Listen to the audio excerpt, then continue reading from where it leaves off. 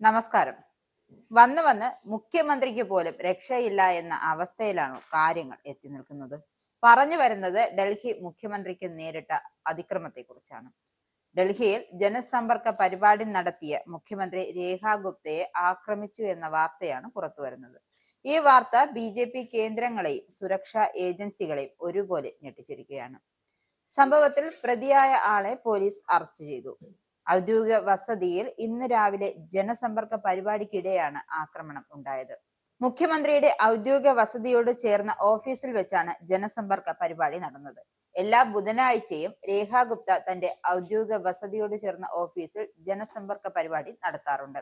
ഇതിൽ പങ്കെടുക്കാനെന്ന രീതിയിൽ ചില പേപ്പറുകളുമായി എത്തിയ യുവാവാണ് രേഖ ഗുപ്തയെ ആക്രമിച്ചത്. മുഖ്യമന്ത്രി എത്തിയതിന് പിന്നാലെ ആക്രോശിച്ചുകൊണ്ട് ഇയാൾ മുഖത്തടിക്കുകയായിരുന്നു എന്നാണ് പുറത്തുവരുന്ന വിവരം. സംഭവത്തിന് പിന്നാലെ മുഖ്യമന്ത്രിയുടെ സുരക്ഷാ ഉദ്യോഗസ്ഥർ ഇയാളെ അറസ്റ്റ് ചെയ്ത് നീക്കി. പോലീസിന്റെയും സുരക്ഷാ ഉദ്യോഗസ്ഥരുടെയും സാന്നിധ്യത്തിലായിരുന്നു ഈ സംഭവം നടന്നത്. മുഖ്യമന്ത്രിയുടെ നേരെ ഇയാൾ ഭാരമേറിയ വസ്തു എറിഞ്ഞെന്ന വിവരവും പുറത്തുവരുന്നു. 35 വയസ്സുള്ള ആളാണ് ആക്രമണം നടത്തിയത്. ഇയാളെ പോലീസ് സ്റ്റേഷനിലേക്ക് മാറ്റി ചോദ്യം ചെയ്യുകയാണ്. ഇയാൾക്ക് ഏതെങ്കിലും രാഷ്ട്രീയ ബന്ധമുണ്ടോ എന്നും അന്വേഷിക്കുകയാണ്. ഇയാളുടെ പേര് വിവരങ്ങൾ തൽക്കാലം പുറത്തുവിട്ടിട്ടില്ല. ഒരു പ്രകോപനവും ഇല്ലാതെയാണ് ആക്രമണം നടത്തിയത് എന്നാണ് ദൃക്സാക്ഷികൾ വ്യക്തമാക്കുന്നത്. അതേസമയം രേഖ ഗുപ്തയെ ആശുപത്രിയിലേക്ക് മാറ്റിയിട്ടുണ്ട്. ആക്രമണത്തെ അപലപിച്ച് മറ്റ് രാഷ്ട്രീയ കക്ഷികളും രംഗത്ത് വന്നിട്ടുണ്ട്. സംഭവത്തിൽ ഗുരുതരമായ സുരക്ഷാ വീഴ്ചയുണ്ടായി എന്നും കോൺഗ്രസ് ചൂണ്ടിക്കാട്ടി. ഏതാണ്ട് 1.5 പതിറ്റാണ്ട് ഡൽഹി ഭരിച്ചിരുന്ന ആം ആദ്മി പാർട്ടിയെ താഴെ ഇറക്കിയാണ് രേഖ ഗുപ്ത ഭരണത്തിലേറിയത്.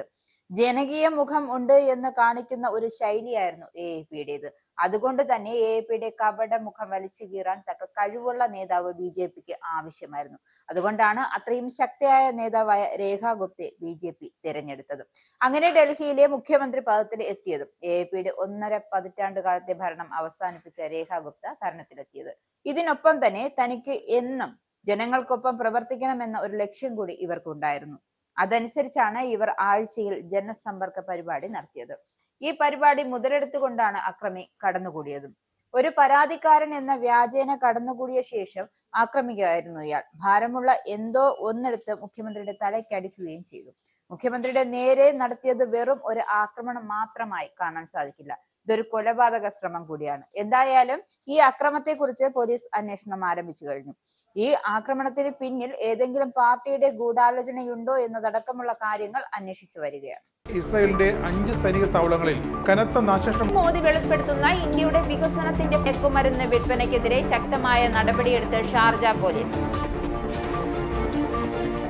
അമേരിക്കയിലെ സാധാരണ മനുഷ്യരോട് കൂടിയാണ് കോൺഗ്രസിനുള്ളിൽ പങ്കുവയ്ക്കാൻ വി ഡി സതീശൻ ഓപ്പറേഷൻ സിന്ദൂറിൽ ഉപയോഗിച്ച